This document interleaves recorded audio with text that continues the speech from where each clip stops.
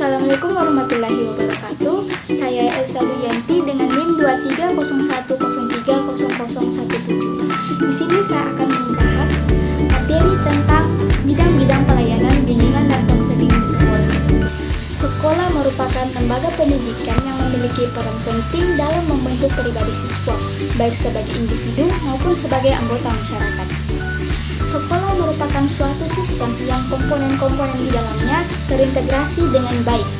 Bimbingan konseling atau BK adalah salah satu komponen sekolah yang bertugas membantu menyelesaikan masalah yang dihadapi seorang klien atau mahasiswa, khususnya para mahasiswa atau anak didik, baik permasalahan pribadi, keluarga, maupun sosial masyarakat, sehingga tercapai tujuan pendidikannya. Baik, di sini saya akan membahas bidang pelayanan BK di sekolah. Ada 4 bidang.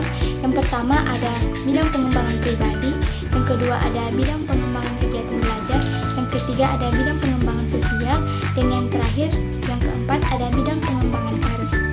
Bidang pertama ada bidang pengembangan pribadi. Bidang pribadi merupakan suatu proses pemberian bantuan dari guru BK atau konselor kepada peserta didik untuk memahami, menerima, mengarahkan, mengambil keputusan, dan merealisasikan keputusannya secara bertanggung jawab tentang aspek pribadinya, sehingga dapat mencapai perkembangan secara optimal dan mencapai kesejahteraan dan keselamatan dalam kehidupannya. Aspek perkembangan peserta didik yang dikembangkan meliputi memahami potensi diri dan memahami kelebihan dan kelemahannya, baik kondisi fisik maupun psikis, mengembangkan potensi untuk mencapai kesuksesan dalam kehidupannya, menerima kelemahan kondisi diri dan mengatasinya secara baik. Yang kedua ada bidang pengembangan kegiatan belajar. Bidang belajar merupakan proses pemberian bantuan kepada peserta didik dalam mengenali potensi diri untuk belajar, memiliki sikap dan keterampilan belajar, terampil merencanakan pendidikan, memiliki kesiapan menghadapi ujian, memiliki kebiasaan belajar teratur, dan mencapai hasil belajar secara optimal, sehingga dapat mencapai kesuksesan, kesejahteraan, dan kebahagiaan dalam hidupnya. Aspek pengembangan yang dikembangkan meliputi menyadari potensi diri dalam aspek belajar dan memahami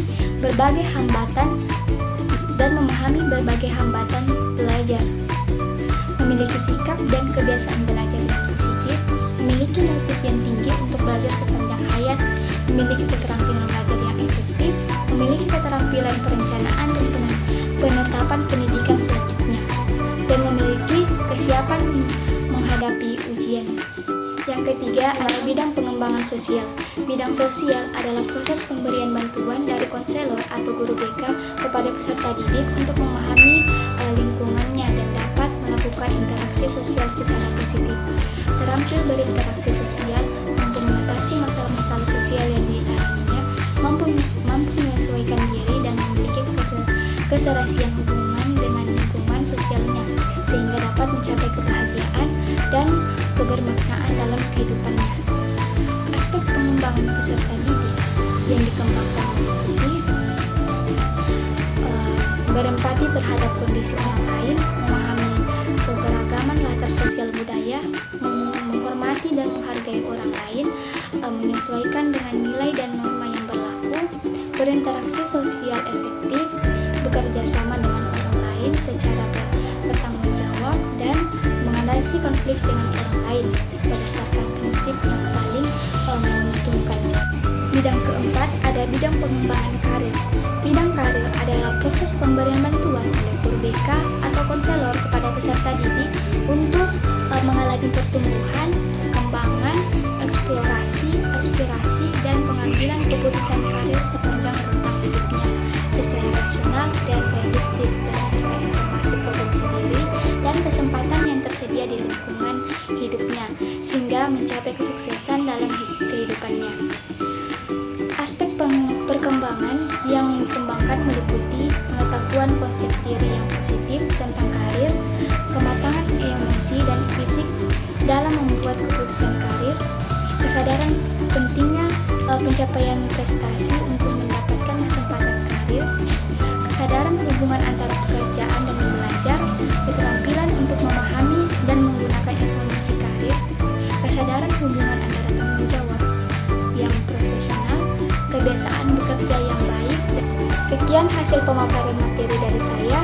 Saya ucapkan terima kasih. Wassalamualaikum